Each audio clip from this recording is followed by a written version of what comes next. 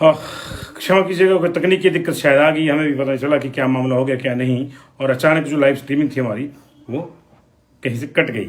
हालांकि सिग्नल का भी कोई प्रॉब्लम था, लेकिन अचानक कोई दिक्कत मुझे लगता है कि आ गई है। तो काइंडली आप दोबारा से जुड़िए, आपसे आग्रह रहेगा दोबारा से जुड़िए। Vanshish Kohal, thank you very much for rejoining.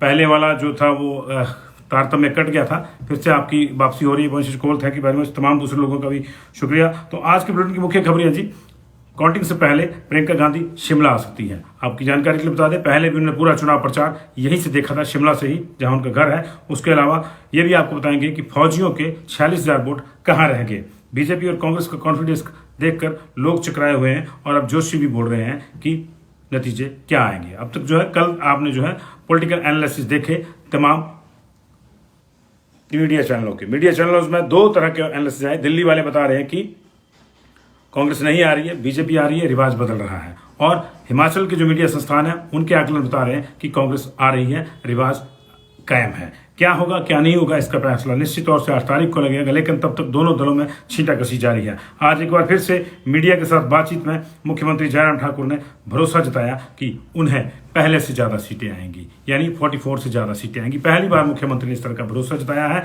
और ये काफी इंपॉर्टेंट है। मुख्यमंत्री ने एक बार फिर से दोहराया कि जो कांग्रेस के तथाकथित चीफ मिनिस्टर हैं वो सभी के सभी चुनाव हार जाएंगे। इस कॉन्फिडेंस की वजह क्या है ये उन्होंने नहीं बताया, उसको वो सवाल को हटकर टाल जाते हैं। पहले भी हमने 2-3 बार पूछने की कोशिश करी थी, लेकिन जवाब वही आया था कि आप देखते रहिए, कांग्रेस के सारे तंबू उखड़ जाएंगे। क्या होता है क्या नहीं होता है देखना होगा, लेकिन उनके इस कॉन्फिडेंस को लेकर, गजब के कॉन्फिडेंस को लेकर भी चर्चाएं कई तरह की हैं कि आखिर इस कॉन्फिडेंस की वजह क्या है। उन्होंने कहा कि टक्कर तो होती ही है। हिमाचल प्रदेश में सीधा मुकाबला बीजेपी और कांग्रेस में होता रहा है, और दोनों पार्टियों में कांटे की टक्कर होती है, लेकिन इसमें भी हम जो है फिर से जो है इस बार रिवाज बदलेंगे और पहले से ज्यादा सीटें जीतकर पूर्ण बहुमत की सरकार बनाएंगे। उन्होंने कहा कि एग्जिट पोल में जो दिखाया जा रहा है परिणाम उससे भी कहीं बेहतर होंगे, और एग्जिट पोल का कोई ना कोई आधार जरूर होता है। ऐसा नहीं कहा जा सकता कि वो एग्जिट पोल को जो है आप राइट ऑफ कर दें, जिस तरह से कांग्रेस कर रही है। उन्होंने हालांकि ये भी माना कि हिमाचल प्रदेश में उन्नति तरक्की के लिए कई प्रयास अभी किए जाने चाहिए बाकी हैं। 5 साल में केंद्र ने हिमाचल की खुलकर मदद की है, लेकिन अभी भी कई कुछ ऐसा है जिसे किया जाना बाकी है। उन्होंने कहा कि क्वालिटी रोड बनाना आज की जरूरत है। हमने 5 साल में रिकॉर्ड 5,000 किलोमीटर सड़कें बनाई है, लेकिन अभी भी अच्छी क्वालिटी के रोड जो है सब जगह नहीं पहुंच पाए हैं। टूरिज्म को बढ़ावा देने के लिए अच्छी कनेक्टिविटी हो, इस पर प्रयास किए जाने की जरूरत है। इसके लिए हम जो है एयर कनेक्टिविटी की बात कर रहे हैं। उन्होंने कहा कि हमारे लिए दिक्कत ये भी रही कि 2 साल तक कोविड ने काम करने का मौका नहीं दिया, लेकिन उन्होंने साथ में ये भी दोहराया कि ये मौका हमको दोबारा मिलने वाला है, और अगले 5 साल में हम हिमाचल प्रदेश की तस्वीर बदल कर रख देंगे। लेकिन मुख्यमंत्री की इन बातों पर कांग्रेस ने भी चुटकी ली। कांग्रेस के वरिष्ठ उपाध्यक्ष नरेश चौहान ने शिमला में कहा कि 2 दिन का मामला है। आज 6 तारीख होगी, कल 7, परसों 8 तारीख को भी हमसे नतीजे बाहर आ जाएंगे, तो फिर बीजेपी के ये सारे दावे भी हवा हवाई हो जाएंगे। 2 दिन तक खुशी मना ले बीजेपी, और उसके बाद कांग्रेस की बारी है। उन्होंने कहा कि जितने भी एग्जिट पोल हैं, खासतौर से जो बीजेपी को बढ़त दिखा रहे हैं, हम उनका जो है सम्मान तो जरूर करते हैं, लेकिन हम उनसे सहमत नहीं हैं। उन्होंने कहा कि वास्तविक स्थिति कुछ और है, ग्राउंड रिपोर्ट से बीजेपी अनभिज्ञ है, और हैवी वोटिंग हमेशा बदलाव के लिए होती है। 70% लोगों ने मतदान किया है, और इतनी हैवी वोटिंग का मतलब सीधा है कि लोग जयराम सरकार से छुटकारा चाहते हैं। ये छींटाकशी लगातार चली हुई है। कांग्रेस और बीजेपी के बीच इसी रस्साकशी के दौरान एक खबर आई है कि कांग्रेस की नेता प्रियंका गांधी शिमला आ सकती है। वो मतदान से पहले लगातार चुनाव प्रचार के दौरान यहां थी। उन्होंने ही प्रचार की कमान संभाली हुई थी। शिमला में उन्होंने अपने घर में डेरा डाला हुआ था, और वहीं से उन्होंने तमाम छोटी बड़ी रैलियां करी।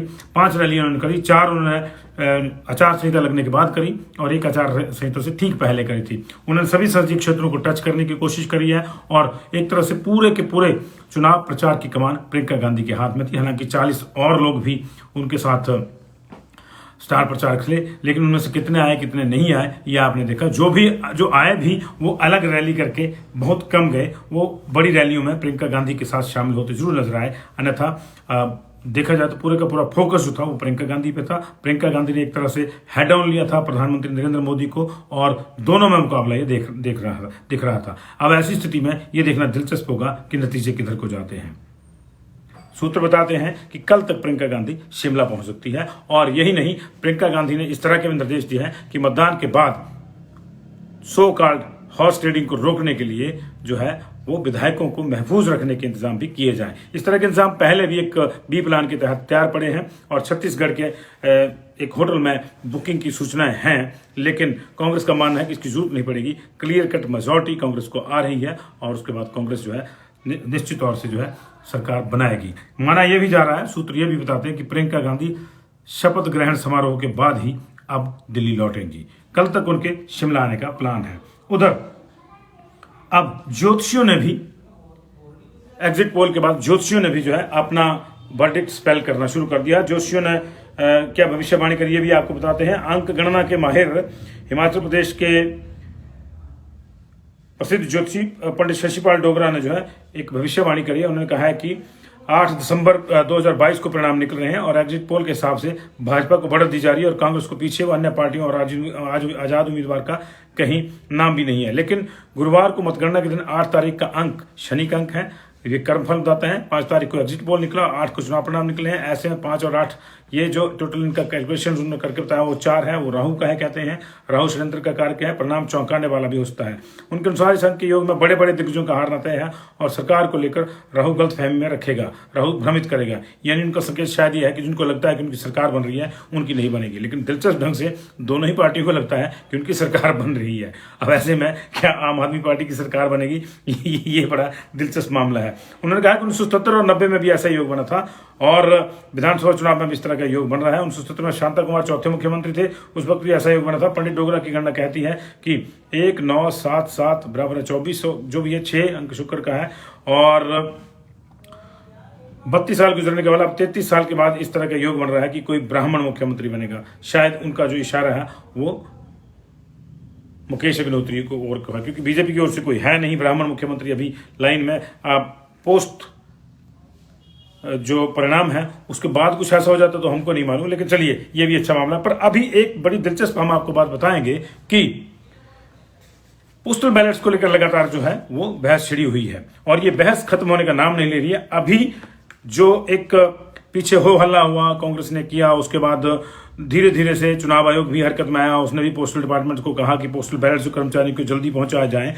उसके बाद जो हिमाचल प्रदेश के एम्प्लॉयज ड्यूटी में लगे हुए थे, इलेक्शन की ड्यूटी में, उनके बैलेट्स तो एक अच्छी खासी संख्या में आए हैं, लेकिन जो फौजी वोट हैं, जो सर्विस वोट जिनको हम कहते हैं, वो अभी भी नहीं आए हैं। आपकी जानकारी के लिए बता दें, कुल मिलाकर 1,27,287 पोस्टल बैलेट्स दिए गए थे। इसमें से आर्मी वोट्स जिनको हम कहते हैं, सर्विस वोट्स कहते हैं, वो 67,559 थे और इलेक्शन ड्यूटी में जो एम्प्लॉयज लगे थे स्टेट के वो 59,728 थे।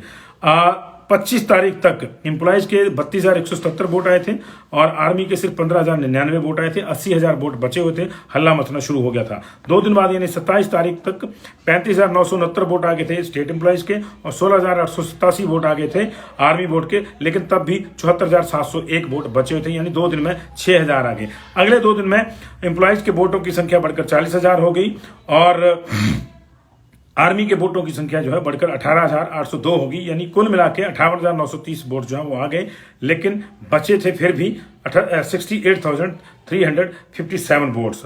अभी जो 5 दिसंबर तक का डाटा हमारे पास आया है, एक्सक्लूसिवली हम आपको बता रहे हैं, एम्प्लॉयज के वोट 59,728 में से 50,347 आ गए हैं और सिर्फ 9,381 बचे हैं। ये एक सफिशिएंट नंबर है और लगता है कि अगले 2 दिन में, यानी आज का भी काउंट होगा, आज भी आए होंगे उसको वोट, इस डाटा में काउंट नहीं है, 5 तारीख तक का डाटा है, 6 वाले भी होंगे, 7 वाले भी होंगे, तो लग रहा है कि अगले 2 दिन में जो है 5-6 हजार वोट और आ जाएंगे। लेकिन सर्विस वोट्स चिंता का विषय है। सर्विस वोट्स जो है अभी तक कुल मिला के 67,959 में से 21,163 आए हैं और ये जो है 46,196 सर्विस वोट्स जो है फौजियों के, ये बचते हैं। ये कहाँ गए? अभी 55,777 वोट इस हिसाब से बाहर हैं जो पोस्टल बैलेट्स है, लेकिन हिमाचल के एम्प्लॉयज के इसमें से सिर्फ 9,381 वोट हैं, 46,196 सर्विस वोट हैं। ये फौजियों के वोट अब कहाँ गए, ये भी एक इशू है।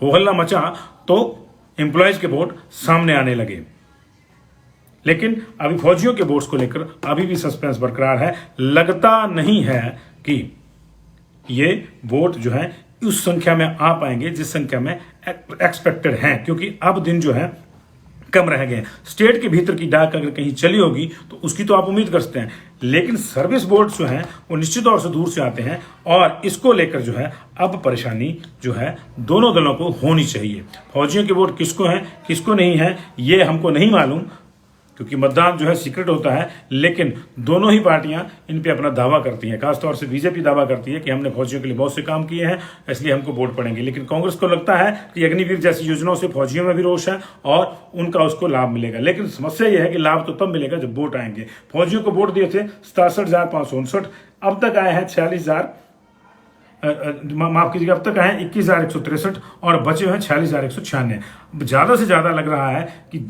30,000 वोट आ जाएंगे, लेकिन तब भी 37,000 वोट जो है वो उनके ऐसा लग रहा है कि शायद नहीं आएंगे। ये एक इंपॉर्टेंट डाटा मैं आपके साथ शेयर कर रहा था। बाकी लगातार चर्चाएं जारी हैं और असली मसला वही है कि जो 12-13 सीटें जो हमने आपको बताया था वो फंसी हुई हैं, वही सीटें जो है वो डिसाइड करेंगी कि अंततोगत्वा रिवाज बदलेगा या राज बदलेगा। क्योंकि अभी जो है दोनों पार्टियां बहुमत के दावे कर रही हैं, लेकिन अंदर ही अंदर डर रही है।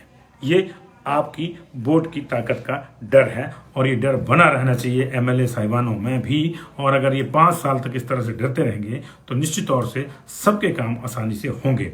चलिए, अच्छी बात है, बीजेपी का दावा है वो रिवाज बदल रहे हैं, कांग्रेस का दावा है वो रिवाज जारी रख रहे हैं और वो राज बदल रहे हैं। किसके दावे में कितना दम है, अब ज़्यादा समय नहीं बचा, समय तो बिल्कुल कम है। आपने बहुत सा समय 20-21 दिन आपने गुजार लिए, अब तो फिर कुछ घंटों का मामला है जी। तो ये देखना होगा जी। लेकिन सर्विस बोर्ड जो है का इंतजार करें। लेकिन मैंने कब बताया जी आपको सर्विस बोर्ड को लेकर, मैं बता रहा हूँ कि सर्विस बोर्ड बहुत कम आए हैं, 46,196 अभी बचते हैं। अब देखिए ये बड़ा नंबर है 46,196, 68 कॉन्स्टिट्यूंसीज में अगर आप देखें तो लगभग जो है ये एवरेज जो है इसका 800-900 वोटों का आ जाता है। इस बार बहुत सी संख्या ऐसी होगी, परिणाम के बाद आप देखेंगे कि कहीं ना कहीं जो है 1000 के नीचे ही मामला जो है 1000 के आसपास ही फंसेगा। तो ये 46,000 वोटों का मतलब है कि दिक्कत है ये। और कुल्लू की स्थिति मैंने कल आपको बताई थी, नीरत महंत जी, कुल्लू की स्थितियां मैंने आपको बता दी थी कल। और मुझे लगता है कि अगर आपको दोबारा चाहिए होगा तो हम कल एक बार फिर से बुलेटिन में इसको चर्चा कर लेंगे दिन में। लेकिन अभी स्थिति यही है कि प्रियंका गांधी मतगणना से पहले शिमला आ सकती हैं। कल तक उनका शिमला आने का कार्यक्रम है और कांग्रेस पूरी तरह से कॉन्फिडेंट है कि उसकी सरकार बनेगी। इसने इस तरह के इंतजाम भी कर रखे हैं प्लान बी के तहत कि अगर बीजेपी को तोड़फोड़ की कोशिश करती है और अगर ऐसी स्थितियां बन जाती है कि पूर्ण बहुमत नहीं आता है लेकिन फिर भी ज्यादा सीटें कांग्रेस की आती हैं, तो उसके विधायकों को किस तरह से महफूज रखना है, प्रदेश के बाहर रखना है, कहाँ रखना है, इसकी भी जो है कार्रवाई जो है करने के लिए बी प्लान के तहत कह दिया गया है। कांग्रेस के कुछ और नेता भी यहाँ आ सकते हैं, भूपेश बघेल, सचिन पायलट, ये लोग पहले भी यहाँ थे, दोबारा आ सकते हैं। राजीव शुक्ला प्रभारी हैं, वो भी आएंगे। अब किसी के आने पे कोई पाबंदी नहीं है, क्योंकि जब चुनाव प्रचार समाप्त होता है तो उस चुनाव प्रचार समाप्त होने के तुरंत बाद जो है निकलना होता है सबको बाहर, जो बाहर के लोग होते हैं।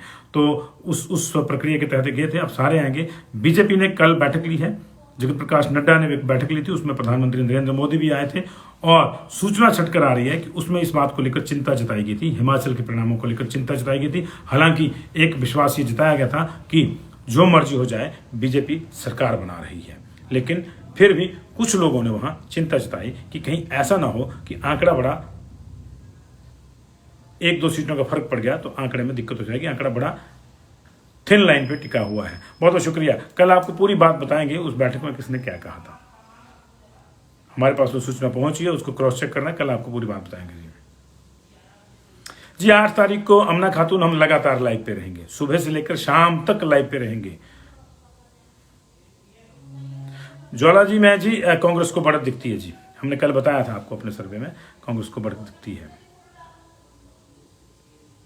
विशाल जी थैंक यू वेरी मच, बहुत बहुत शुक्रिया सब लोगों का जी।